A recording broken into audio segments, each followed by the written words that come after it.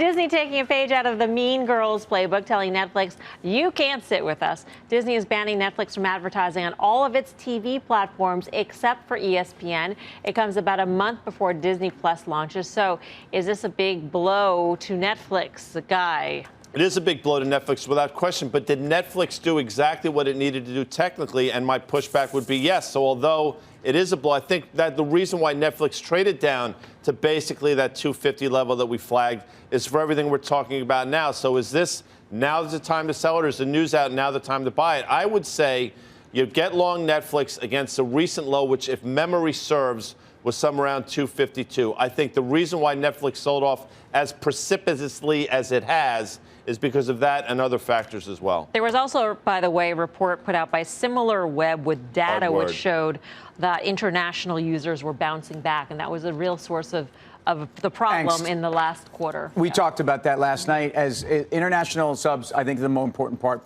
especially because I think domestic subs you're running into some saturation.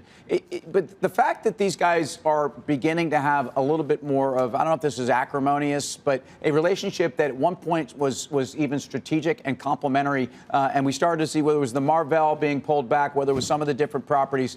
It's not going to get easier for Netflix to operate with some of the other big content producers. But back to the stock.